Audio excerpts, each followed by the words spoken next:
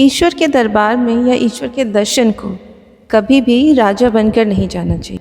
राजा तो वो है जिसके पास सब कुछ है, जिसे अब किसी भी वस्तु की, किसी भी सुख की आवश्यकता नहीं।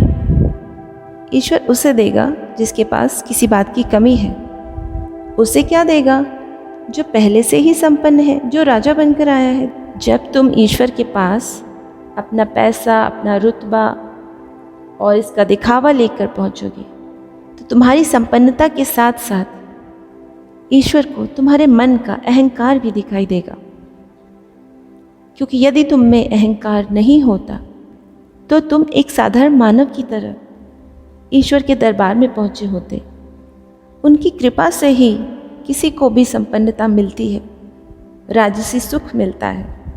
किंतु धीरे धीरे वो राजसी सुख और वो संपन्नता इस तरह हावी हो जाती है कि वो ये भी अंतर नहीं कर पाता कि अब वो साधारण मनुष्यों के सामने प्रदर्शन नहीं कर रहा, वो ईश्वर के सामने भी प्रदर्शन कर रहा है।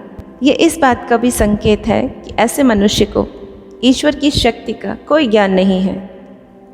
तो ईश्वर अब उसे देंगे कुछ नहीं, बल्कि अब उससे लेंगे। क्या लेंगे? अहंकार लेंगे, उसका अहंकार तोड़ेंगे।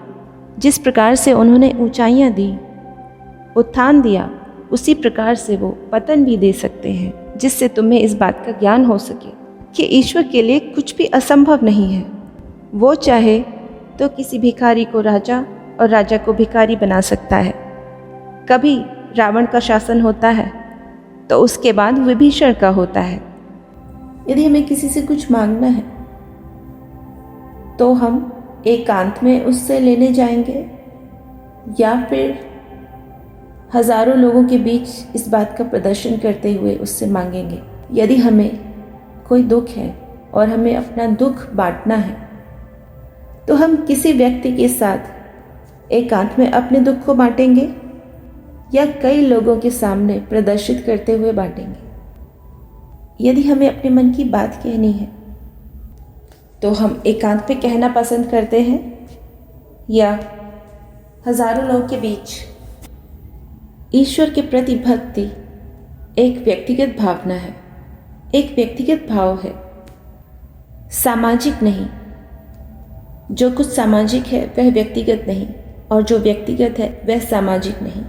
किसी भी प्रकार का प्रदर्शन एक सामाजिक कार्य की तरह है और भक्ति वो तो व्यक्तिगत है, उसमें प्रदर्शन नहीं हो सकता। प्रदर्शन कहाँ होता है? यदि हमें कोई शो करना है और हमारे सामने ऑडियंस न हो तो आप कल्पना कर सकते हैं, जो कुछ भी हमें दिखाना है, जो दूसरों को कन्वे करना है, वहाँ ऑडियंस की या समाज की आवश्यकता है। और जो कुछ हमारे और ईश्वर के बीच का है, चाहे वो प्रेम हो, भक्ति हो, अपना दुख बांटना हो या उनसे कुछ मांगना हो, ऐसा सब कुछ सामाजिक नहीं व्यक्तिगत है। जहाँ पर सामाजिक बाध्यताएं समाप्त होती हैं वहीं पर अध्यात्म प्रारंभ हो सकता है। जब हम सामाजिक प्रदर्शन में लगे होते हैं तो उस समय हमारा संबंध समाज से है, न कि ईश्वर से। जब हमारा संबंध ईश्वर से होता है तब हम एकांत में होते हैं और उस प्रकार की भावनाएं व्यक्तिगत होती हैं। मात्र ईश्वर को ही पता है कि आप क्या करने आए हैं। आप कुछ मांगने आए हैं, आप अपना दुख बांटने आए हैं, आप आभार प्रकट करने आए हैं। किंतु अगर आप ये सब कुछ करने नहीं आए हैं, समाज को दिखाने आए हैं, तो आप ईश्वर के लिए नहीं आए। आप समाज के बीच अपने प्रदर्शन को लेकर आए हैं। सरलता और सादगी सीखनी है तो भोलेनाथ से सीखिए, जो वस्त्रों के नाम पर भी एक मृत प्राणी की छाल लपेटते हैं, चिता की भस्म से स्वयं को सजाते हैं, आभूषणों के नाम पर सर्पों की माला धारण करते हैं, जो हर प्रकार के दिखावे से दूर रहते हैं, प्रदर्शन से दूर रहते हैं। यदि उनके सामने जाना है तो उन्हीं के जैसा सरल बनकर जाओ, सामान्य बनकर जाओ। ईश्वर के लिए कोई बड़ा और छोटा नहीं होता, कोई राजा और रंक नहीं होता, कोई धनवान और निर्धन नहीं होता, सब एक समान होते हैं।